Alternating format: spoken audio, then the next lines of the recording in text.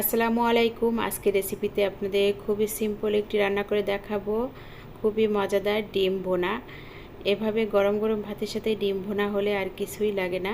তাহলে চলুন পুরো ভিডিওটি দেখে নিই। তো প্রথমে আমি এখানে প্যানে দিয়ে দিব, এখানে পেঁয়াজ, রসুন, আদা একসঙ্গে বেটে নিয়েছি, সেই সাথে টমেটো তেলের ভিতরে দিয়ে দিলাম। এখন এর ভিতরে দিয়ে দিব স্বাদ মতো লবণ। এখন একটু নেড়ে চেড়ে দিচ্ছি।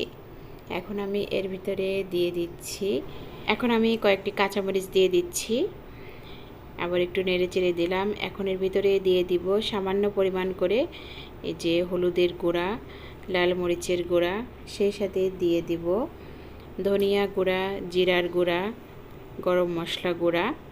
সব মশলার পরিমাণটা অল্প অল্প করে দিয়ে পরে আমি এর ভিতরে সামান্য একটু পানি দিয়ে তারপরে এই মশলাটা ভালো করে কষিয়ে নেব।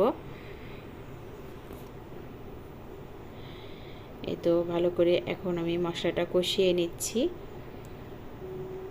মশলার কাঁচা গন্ধটা যখন চলে যাবে, এরকম ভাজা ভাজা হয়ে আসবে, তখনই এর ভিতরে আমি এখন 1.5 কাপের মতো পানি দিয়ে দিব। এখন এই তো পানিটা দিয়ে দিলাম। পানিটা দিয়ে এই মশলার সাথে ভালো করে মিশিয়ে নিলাম।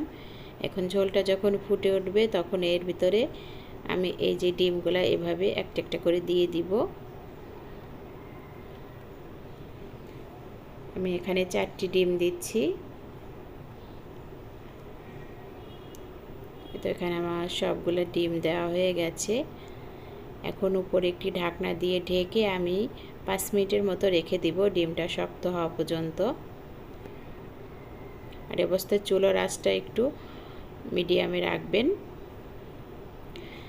এই তো এখানে আমার ডিম ভুনাটা হয়ে গেছে। এখন আমি একটু নেড়ে চেড়ে দিচ্ছি। এখানে আপনারা চাইলে ঝোলটা টানিয়ে নিতে পারেন বা এরকম ঝোল রাখতে পারেন। আমি এরকম একটু ঝোল রাখতেছি। এখন নামানোর আগে আমি সামান্য একটু গরম মশলা গুঁড়া দিয়ে নামিয়ে নিচ্ছি। এই তো আমার রান্না করে নেওয়া হয়ে গেল খুবই মজাদার ডিম ভুনা।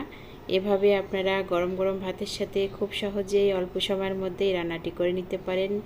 খেতে বেশ দারুণ লাগবে। আর কার কার পছন্দ এভাবে ডিম ভুনা খেতে অবশ্যই কমেন্ট করবেন। আজকে ভিডিওটি দেখার জন্য সবাইকে অনেক অনেক ধন্যবাদ। আল্লাহ হাফেজ।